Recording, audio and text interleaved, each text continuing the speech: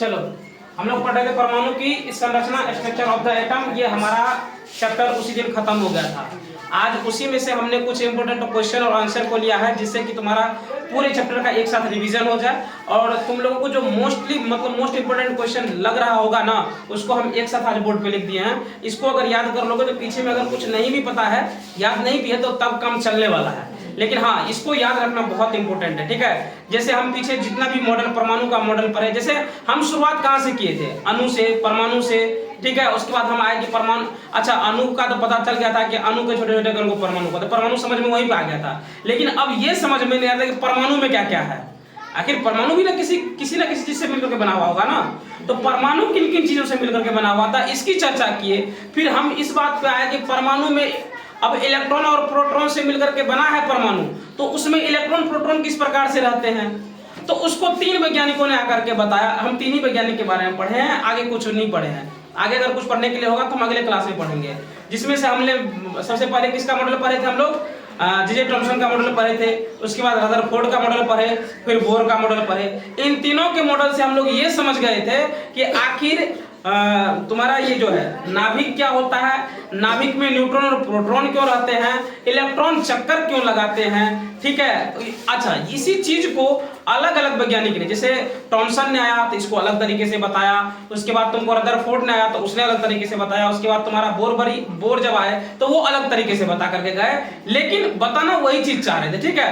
तो कुछ पॉइंट्स के लिए जो मिस्टेक हुई थी पिछले वैज्ञानिकों के साथ, उनको दूर करके फाइनली बोर ने अपना मॉडल दिया, जिसको लोगों ने एक्सेप्ट किया और उन्हीं पर आज तक काम चल रहा है, ठीक है ना।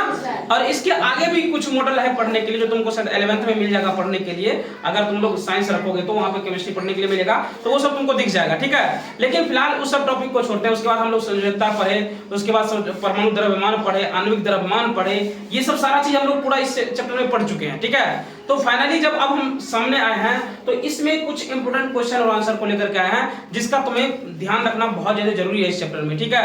अगर तुमसे कोई भी मतलब समझ लो कि अगर कोई बोल दिया कि 9th का हम पूरा सिलेबस खत्म कर लिया, कोई बोलेगा तुम लोगों का केमिस्ट्री खत्म हो गया ना, ये हमारा लास्ट चैप्टर था, खत्म हो गया है, तो अब कम से कम तुम लोग को इतना तो पता होना चाहिए कि तत्व क्या होता है, यौगिक क्या होता है, अणु क्या होता है, परमाणु क्या होता है, संयोजकता क्या होता है, इलेक्ट्रॉन क्या होता है, प्रोटॉन क्या होता है, न्यूट्रॉन क्या होता है ना, परमाणु द्रव्यमान क्या होता है, आणविक द्रव्यमान क्या होता है, परमाणु संख्या क्या होता है, ये सब पता होना चाहिए ना। अगर ये सब पता नहीं है तो समझो कि केमिस्ट्री तुम लोग 0% पढ़े हो, ठीक है ना। अगर पता है तो अच्छी बात है, ठीक है। चलो फिलहाल उस सब टॉपिक को छोड़ते हैं और आते हैं हम अपने कुछ इंपोर्टेंट क्वेश्चन और आंसर के ऊपर, ठीक है। तो चलो सबसे पहले हम यहाँ पे पहले ही लिखते हैं कि जो हमारा आज का जो टॉपिक है वो है कुछ प्रमुख प्रश्न एवं उसके उत्तर, सम इंपोर्टेंट क्वेश्चन एंड आंसर, ठीक है। तो इसको हम लोग देखते हैं, ठीक है। सबसे पहला इसमें क्वेश्चन क्या लिखे हम कि इलेक्ट्रॉन एवं प्रोटॉन की खोज किसने की। पहला क्वेश्चन हम ये लिखे हैं कि इलेक्ट्रॉन और प्रोटॉन की खोज किसने की थी, तो इसकी खोज जे थॉमसन और ई गोल्डस्टीन ने की थी, ठीक है। जे थॉमसन और ई गोल्डस्टीन ने की थी, ठीक है। अब अगला क्वेश्चन है कि इलेक्ट्रॉन के बारे में जे थॉमसन ने क्या कहा। इलेक्ट्रॉन के बारे में, इलेक्ट्रॉन धनात्मक गोले में धंसे होते हैं, ये किसने बोला था? जे थॉमसन ने बोला था कि इलेक्ट्रॉन जो है वो धनात्मक गोले में धंसा होता था। चलो इस पे तुमको एग्जांपल देकर के बताए थे, अगर याद होगा तो, कि जैसे एक हम लोग खरबूजा लिए थे ना, खरबूजा लिए थे और हम बोले थे कि पूरा खरबूजा क्या है? एक धनात्मक गोला है, लेकिन उसके अंदर जो बीज धंसा हुआ है वो क्या है? इलेक्ट्रॉन है। वो क्या है? इलेक्ट्रॉन है। याद आ गया ना। तो यही बताया था कि इलेक्ट्रॉन क्या होता है? धनात्मक गोले में धंसे होते हैं। ये कौन बताया था? तुम्हारा जे थॉमसन ने बताया था, ठीक है। परमाणु के केंद्रक की खोज किसने और कैसे की?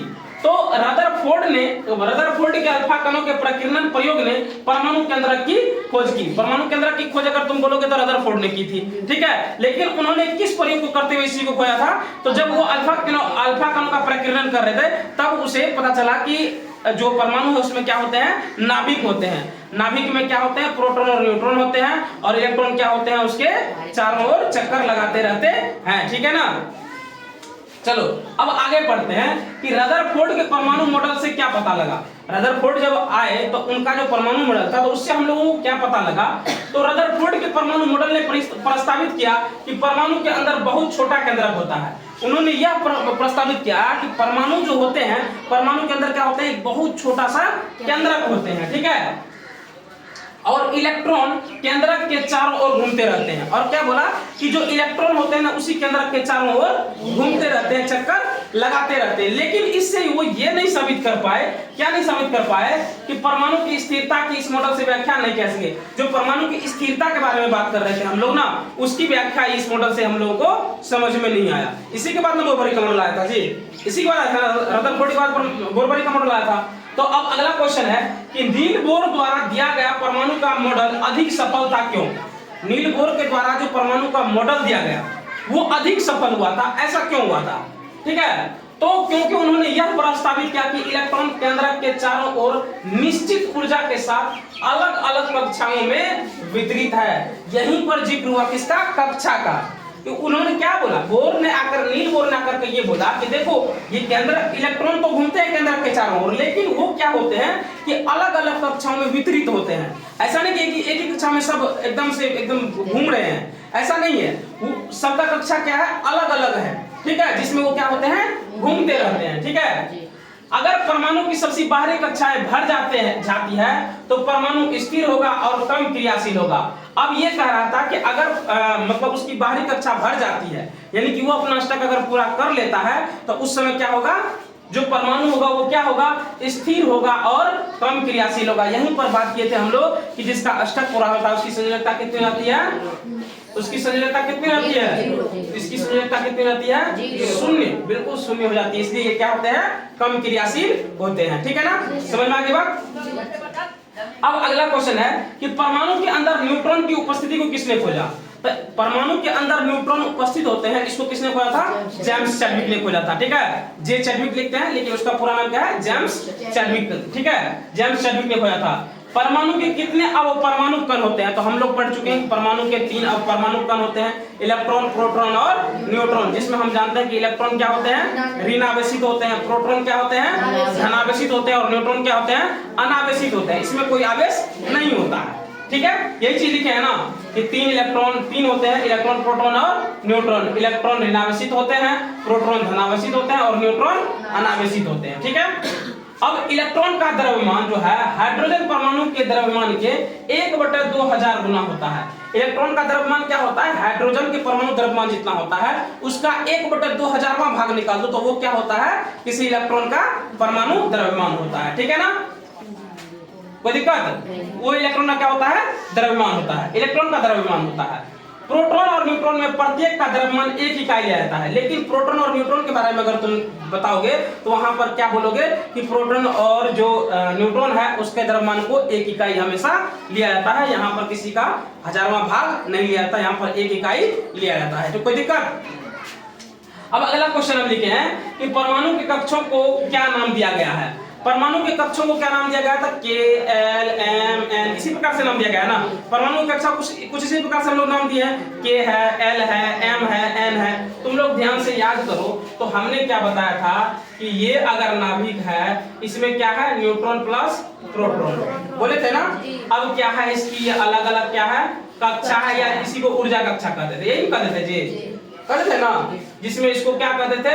के कहते थे, इसको एल, इसको एम, फिर इसके बाहर है तो इसको एन कहेंगे। इसी प्रकार से सो ऑन चलते रहेगा। ठीक है ना, लेकिन हम ये भी हमें बात किए थे कि जो हर कक्षा में, जिसमें पहले कक्षा में इलेक्ट्रॉन की संख्या मैक्सिमम कितनी रह सकती है? 2 रह सकती है, और उसमें 2 से ज्यादा इलेक्ट्रॉन नहीं रह सकते हैं। लेकिन अगर बात करें दूसरी कक्षा की, तीसरी कक्षा की, चौथी कक्षा की, तो उसमें मैक्सिमम इलेक्ट्रॉन की संख्या जो कितनी रह सकती है? 8 रह सकती है। ये हम बात किए थे। ठीक है, क्लियर है? अब है कि एक और पॉइंट लिखें कि संयोजकता परमाणु की संयोजन शक्ति होती है। जितने परमाणु के साथ एक दूसरे के साथ संयोजन करते हैं परमाणु, उसी को वो क्या होती है? संयोजकता होती है ना। वही क्या कहलाती है? संयोजकता कहलाती है। ठीक है, एक तत्व का परमाणु संख्या केंद्रक में विद्यमान प्रोटॉनों की संख्या के बराबर होता है। जो एक तत्व का परमाणु संख्या है ना वो क्या होता है? केंद्रक में उपस्थित जितना भी प्रोटॉन की संख्या उसके क्या होता है? मतलब उसके बराबर होता है, परमाणु संख्या के बराबर होता है। हम पढ़े भी थे कि जितना प्रोटॉन की संख्या होता है वही क्या होता है? परमाणु संख्या होता है। या फिर ये कह लो कि जो परमाणु संख्या वही क्या है? प्रोटॉन की संख्या या इलेक्ट्रॉन की संख्या, न्यूट्रॉन की नहीं, इलेक्ट्रॉन की संख्या। तो हम ये कह सकते हैं कि परमाणु संख्या बराबर इलेक्ट्रॉन की संख्या बराबर प्रोटॉन की संख्या। समझ गए बात को? परमाणु संख्या बराबर प्रोटॉन की संख्या बराबर इलेक्ट्रॉन की संख्या बोल सकते हैं ना। ठीक है, नहीं तो यहाँ पे शॉर्ट में लिख ही लो कि परमाणु संख्या है ना, एक सेकंड थोड़ा सा, परमाणु संख्या बराबर इलेक्ट्रॉन की संख्या है ना, इलेक्ट्रॉन की संख्या बराबर प्रोटॉन की संख्या। ठीक है, इसको लिख ही लो और लास्ट वाले पॉइंट में ऐड कर लो कि परमाणु संख्या बराबर इलेक्ट्रॉन की संख्या बराबर न्यूट्रॉन की प्रोटॉन की संख्या है ना। अब अगला पॉइंट लिखे हैं कि परमाणु की द्रव्यमान संख्या जो है केंद्रक में विद्यमान न्यूक्लियनों की संख्या के बराबर होती है। परमाणु द्रव्यमान क्या होता है? अब देखो न्यूक्लियनों में यहाँ पे तुम यही ना पूछ रहे थे कि न्यूक्लियन क्या होता है सर, तो न्यूक्लियनों मतलब ये हुआ कि proton plus neutron, proton plus neutron, इसलिए न्यूक्लियनों लिखा है। ठीक है, पूर्ण रूप समझ लो उसके न्यूक्लियस का। ठीक है ना, तो परमाणु की द्रव्यमान संख्या कितना होती है? केंद्रक में विद्यमान न्यूक्लियनों की संख्या के बराबर होती है। तत्वों को उनके प्रोटॉन की संख्या के आधार पर परिभाषित किया जा सकता है। तत्वों को कैसे परिभाषित किया जा सकता है? उनके प्रोटॉनों की संख्या के आधार पर हम लोग परिभाषित कर सकते हैं। ठीक है, तो ये था हमारा स्ट्रक्चर ऑफ द एटम का लास्ट और बिल्कुल फाइनल क्लास। और अगले क्लास में जब हम आएंगे तो उम्मीद है कि तुम लोग क्वेश्चन आंसर कर लोगे। अगर क्वेश्चन आंसर नहीं करोगे बाबू तो आगे से पढ़ाना मुश्किल हो जाएगा, क्योंकि तुमको एक एक करके सारा पॉइंट हम कवर कर दिए हैं, कुछ भी बचा नहीं है। कोशिश करना अपना क्वेश्चन करने का, नहीं बनेगा एनसीईआरटी से ही तो बनाना है, अगर नहीं बनेगा तो उसको भी हम क्लास में डिस्कस करने की कोशिश करेंगे। ठीक है, फिलहाल आज के क्लास में इतना ही, मिलते हैं अगले क्लास में।